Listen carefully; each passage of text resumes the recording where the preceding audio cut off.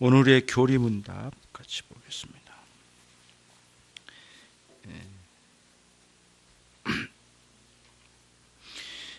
데살로니가전서 2장 13절이죠.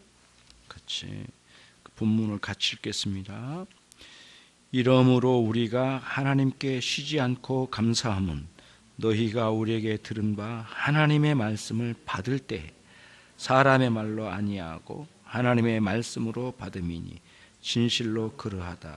이 말씀이 또한 너희 믿는 자 속에서 역사하느니라. 아멘.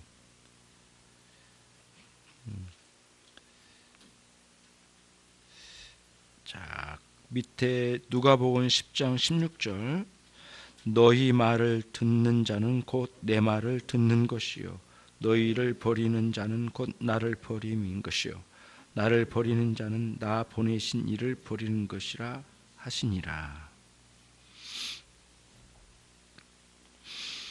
오늘은 은혜의 수단 말씀에 대해서 칼빈의 제네바 교리문답에서 어떻게 당시에 가르쳤을까, 300문부터 308문까지 말씀을 어떻게 생각했는가, 그거를 같이 공부해 가도록 하겠습니다. 가장 가까이 와닿아 있고 그러면서 가장 신비하고, 그리고 항상 우리가 접할 수 있지만 항상 동일하게 느끼고 경험할 수 있는 것이 되지 않는 것이 말씀입니다. 그러면 칼빈은 어떻게 이 하나님의 말씀에 대해서 인식을 하고 있을까? 크게 두 가지인데, 직접 하나님의 말씀을 성경을 통하여 듣는 것과 그 다음에 설교자나 가르친 선생들을 통하여 우리가 듣는 방식으로 하나님의 말씀을 들을 수 있다는 거죠. 그 두 가지 원리를 여기다 적용을 한 겁니다. 풀어낸 겁니다. 특히 말씀에 대해서 웨스트민스터 신앙고백서 1장 5항에 가면 매우 독특한 말씀이 정리된 신앙고백이 있습니다. 거기 가보면은 하나님의 말씀이 우리 안에서 역사하실 때에는 그 말씀이 홀로 역사하는 게 아니라 그 말씀을 기록하고 그 말씀을 들려주시고 그 말씀을 내 안에서 운동력 있게 역사하도록 하시는 그분, 그 성령님에 의해서 우리 가운데 감동이 될 때만 진정으로 말씀이 권위가 있대요. 우리 안에 말씀이 말씀답게 권위를 갖는데요. 하나님의 말씀이 단순히 기록된 상태로만이 아니라 그 말씀이 우리 안에 들려지고 이해되지고 감동되어지고 마음에 새겨지고 남고 외워지고 그리고 오래 묵상되어지는 말씀이 어느 순간에 많이 역사되는 걸 경험한대요. 그게 성령님께서 그 원리를 가지고 계신 거예요. 하나님 그런 원리를 주셨는 것 같아요.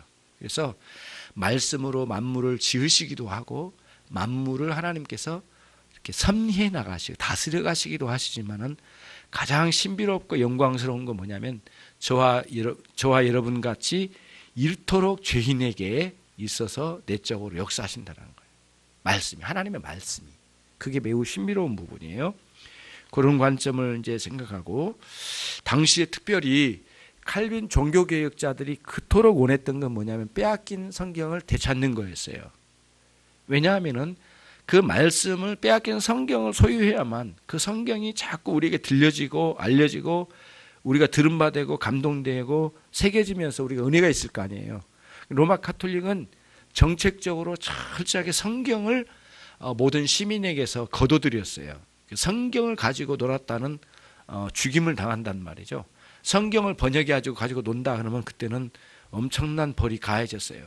그러니까 로마 카톨릭은 사실상은 교회가 아니죠. 교회를 가장한 완전히 세상의 무리들이죠. 하나님의 말씀을 철저히 가렸거든요. 1000년 동안 하나님의 말씀을 가지고 사사로이 스스로 혼자서 하나님의 말씀을 가졌다면, 그들은 성경을 번역하거나 가지고 있다면 그런 교회 허락 없이 하면 그런 사형감이었거든요. 그것에 반하여 반기를 들고 종교개혁자들이 말씀을 되찾는 거예요. 그래서 그 어려운 라틴어로 된 거를 번역을 해가지고 각자 고국어로 바꿔가지고 이거를 번역해서 읽기 시작하고 나누기 시작했어요. 그게 종교개혁의 하나의 밑바탕이 됐던 거거든요. 그러면 어떻게 사람들 그때 당시에는 어떻게 그러면 은혜를 받으려고 했는가? 하나님 말씀 없이 미신적인 방식이었어요. 제의법, 아니 제의. 여러 가지 제사 제도를 통하여 거기서 신비로운 것들을 만들어내 가지고 마음에 신비롭게 느껴진 것이 은혜라고 했던 거예요. 그래서 지난번에도 우리가 여기 특강했던 그분도 그 이야기를 하잖아요. 성당에 이렇게 딱 들어가면은 저 위에서 아주 남성도 아니고 여성도 아닌 그 음성으로 찬양을 조용히 부르면 마치 천사가 불러준 것처럼 가장시키고 만들어가지고 그게 신비롭게 느껴지면 그게 은혜라고 생각했다는 거예요. 굉장히 위험한 발상들이잖아요. 여러 가지 표징, 형상, 그림 이런 것들로 하나님을 포장해가지고 하나님이라고, 하나님이 주신 은혜라고, 은혜의 수단이라고 많은 농단을 했던 거거든요. 종교개혁자들은 그야말로 하나님의 일하심이라고 생각됩니다. 종교개혁은 300문으로 가겠습니다. 그러한 성도의 참된 행복에 이르는 방법, 성도들이 참된 행복에 이르는 방법은 무엇입니까?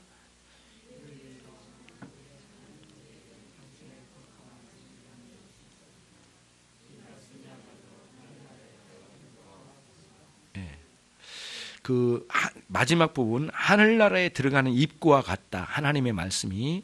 링컨 대통령이 유명한 말씀을 남겼어요. 성경이 열릴 때는 천국이 열려 있고 성경이 닫아질 때는 지옥문이 열린다. 다시 말하면 천국문이 닫힌다 이거예요. 다시 말씀드릴게요. 성경이 열려 있을 때는 하늘문이 열리고 성경이 닫혀 있을 때는 지옥문이 대신 열린대요. 무서운 말이잖아요. 다시 말하면 이런 거예요.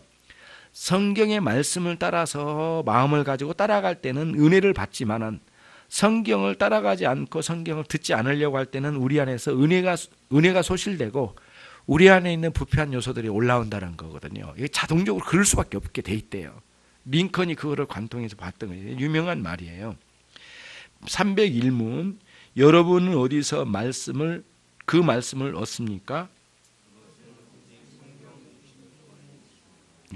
66권이 하나님의 말씀이라고 하는 거죠. 자, 그 다음에 302문, 우리는 성경으로부터 유익을 얻기 위해서는 그것을 어떻게 사용해야 합니까?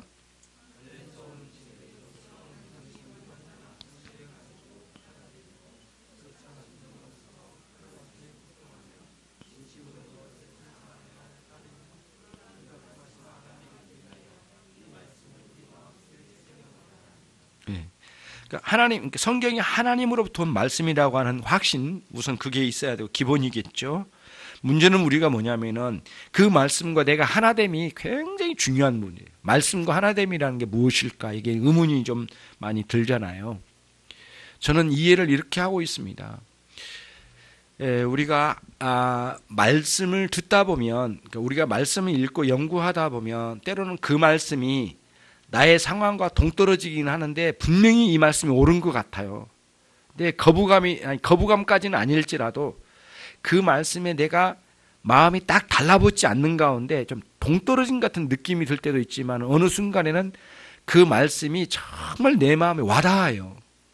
그 말씀이 와닿는데 와닿아가지고 깊이 들어가잖아요. 들어가면 감동을 먹지만 조금 더 말씀이 깊이 들어가면 어떤 상황이 일어나면은 내 안에 그 말씀과 잘 안 맞는다는 게 느껴져요. 내 속에서 내 본성도 그렇고 이게 요즘 내 생활도 그렇고 이 본성이 이 말씀과 어울리지 않는 게 느껴져요. 그때는 어떤 현상이라면 내 아픔을, 그러니까 내 그 부끄러움들에 대해서 자꾸 찔림이 와요.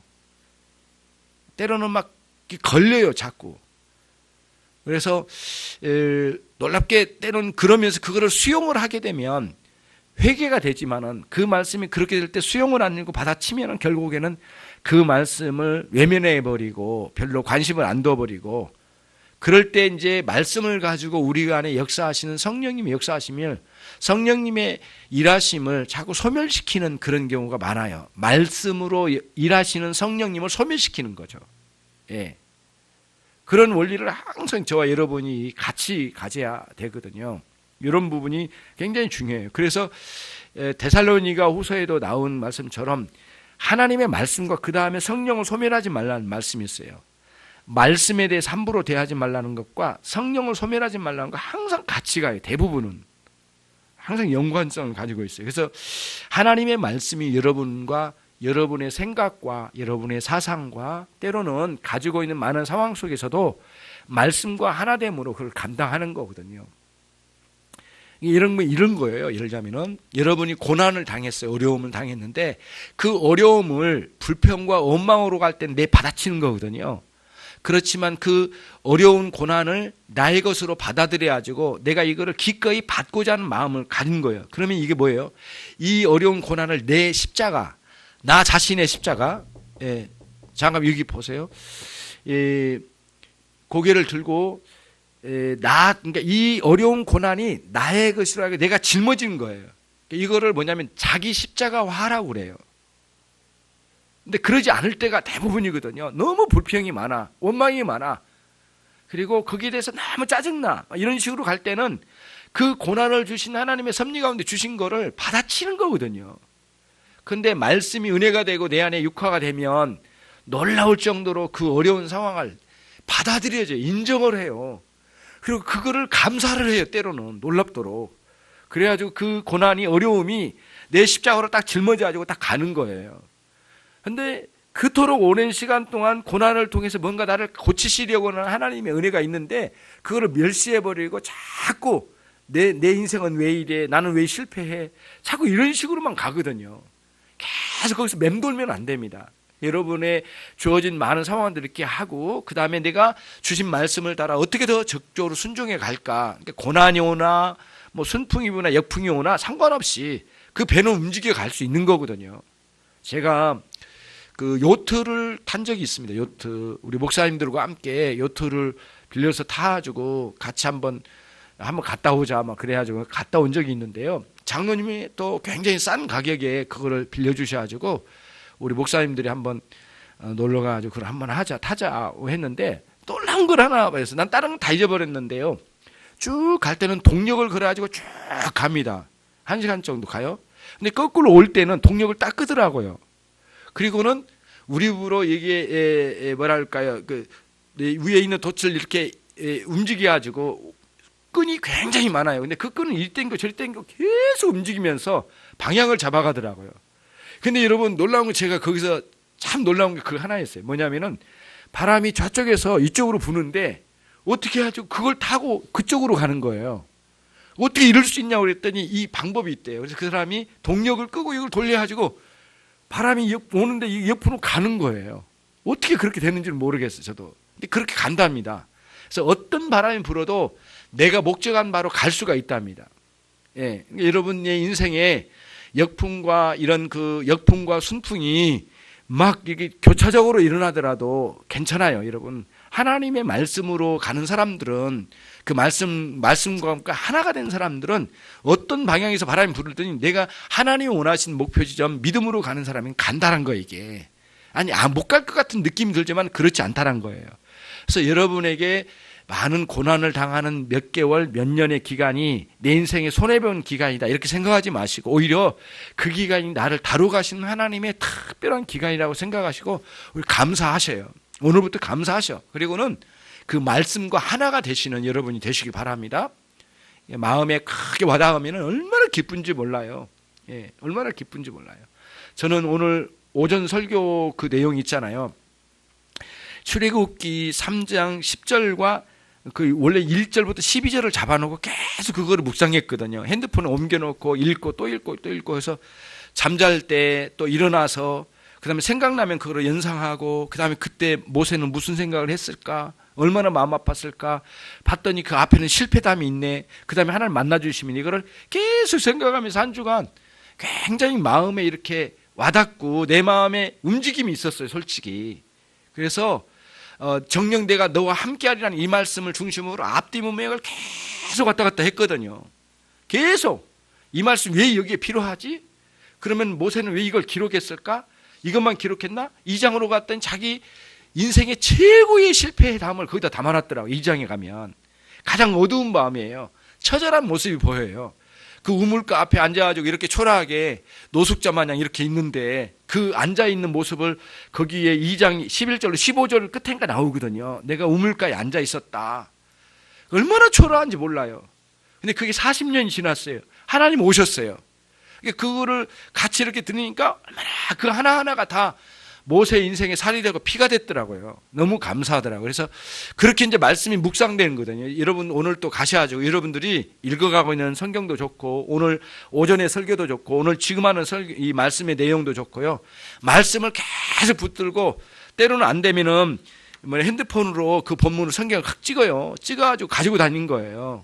예, 얼마나 좋은지 몰라요. 이거를 해가지고 언제나 볼 수 있어요. 예. 어디 가서나 볼 수 있고요. 여러분 또 핸드폰에 있는 성경 말씀을 이거는 안 되더라고요.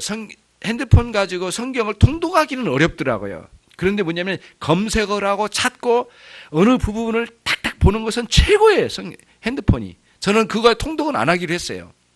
성경으로 통독은 하고 핸드폰으로는 이렇게 자꾸 추정하고 찾을 때는 최고예요. 검색도 할 수 있거든요.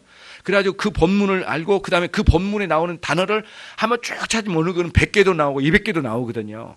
그 본문을 쭉 보면서 이 시대는 이런 의미로 썼구나 이런 의미로 썼구나 쭉 가면서 그 안에 흐름을 따라서 가면은 굉장히 놀랍습니다. 마음껏 성경을 마음껏 한 주간 누리시면서 말씀과 여러분이 하나 되길 바랍니다. 303문 그것은 전적으로 우리의 능력으로 되는 것입니까?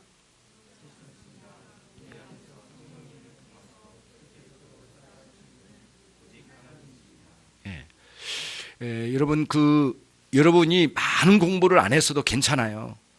우선 들을 수만 있어도 그 의미가 뭔지를 아는 것만으로도 중요해요. 제가 이번에 심리학을 하신 전공자하고 제가 대화를 한번 했거든요. 내가 또 가서 물어보려고 그래요. 그분한테.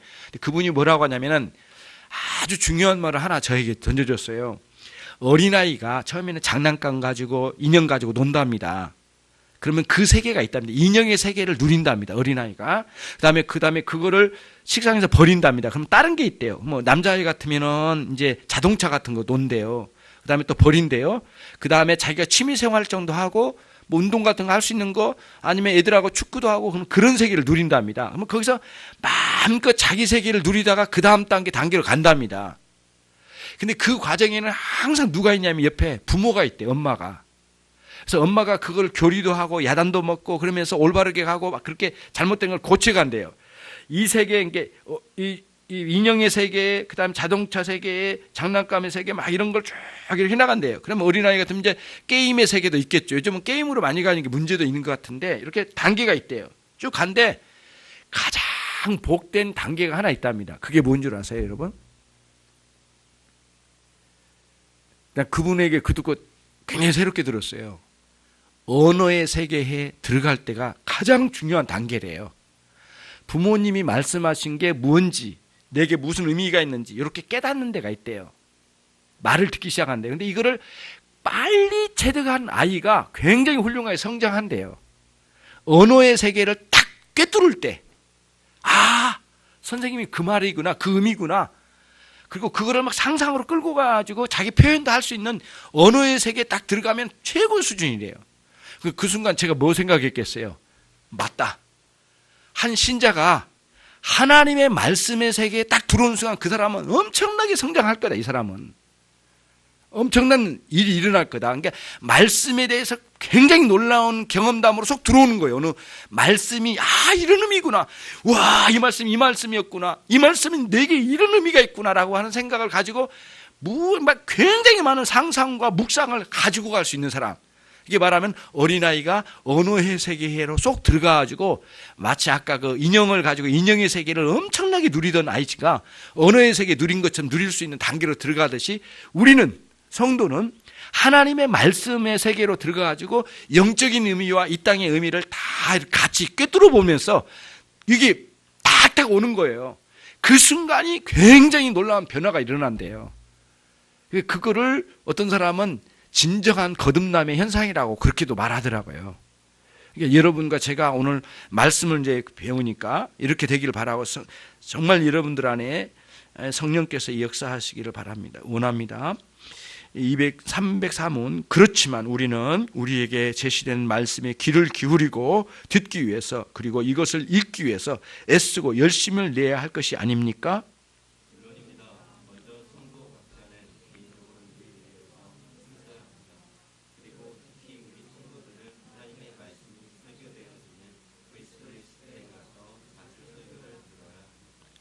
여러분들이 훌륭한 목사님의 설교를 요즘은 대부분의 성도는 10명 이상의 목사님 안답니다. 옛날에는 그냥 담임 목사님 알았거든요. 그런 시대는 이제 지났어요. 그래서 목회자들도 그런 시대를 대비해라는 말도 막 있고 그래요. 그래서 10명의 목회자가 있는데 그 중에서 가장 열심히 있고 열심히 섬기고 말씀도 제대로 연구해서 내야 되지 않느냐. 경쟁이 심해졌다. 이게 리얼한 표현이에요. 근데 저는 그걸 잘 활용하면 좋겠는데 이것도 아니고 저것도 아니고 뒤죽박일 때는 그게 문제가 되는 것 같아요. 우선은 본 교회를 중심으로 말씀이 살아있는 말씀을 듣고 은혜가 되는 게 굉장히 중요하고요. 그래서 담임 목사가 그렇게 중요한 역할을 해야만 한다고 생각해요. 그걸 내려놓으면 모든 게 무너지거든요. 다른 목사님의 은혜가 딱 크고 막 그래서 혼란스럽게 되고 그러면 안 되잖아요. 그래서 여러분들이 이제 간혹 제가 한번 추천도 해드릴게요. 훌륭한 국내 목사님도 있고 외국의 목사님도 있는데 이렇게 통역을 해가지고 오는 설교도 있으니까 이걸 한 번씩 여러분들 듣고 그분들은 많이 듣지만 한 번에 하나에 어쨌든 한 번씩 깊게 들어요. 반복해서 들어도 한 분의 설교를. 그리고 거기서 은혜가 딱 한 번만 은혜를 제대로 받으면 굉장히 놀라워요. 그런 분들을 여러분 원하시면 또 개별적으로 소개해드리겠지만 교회적으로도 소개해드릴게요. 여러분들이 많은 유익을 누렸으면 좋겠어요. 열심을 냅시다. 305문 교회의 공적 집회에 참석하여 가르침을 받지 않고 집에서 개인적으로 말씀을 읽는 것만으로는 충분하지 않다는 말입니까?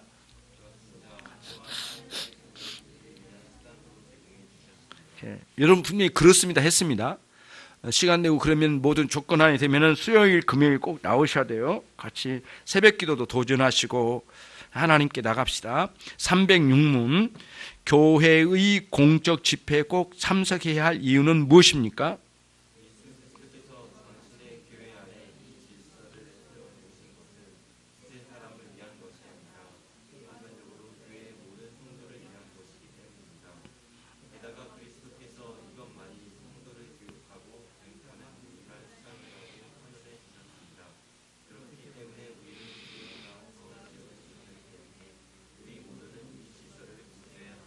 네, 공적 집회에 참여하는 것은 매우 중요하다는 거죠. 307문입니다. 교회의 목사들이 꼭 있어야만 합니까?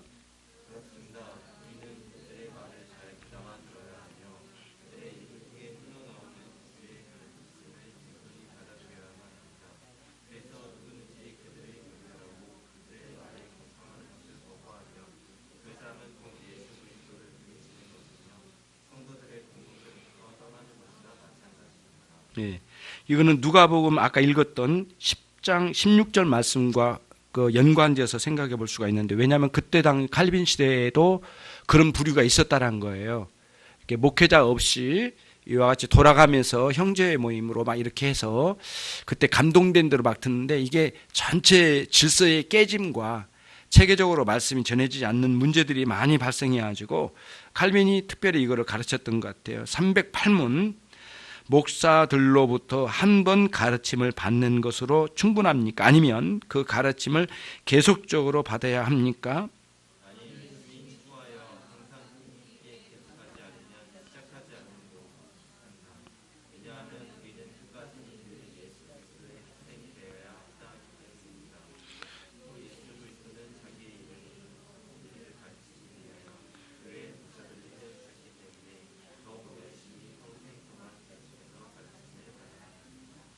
아멘.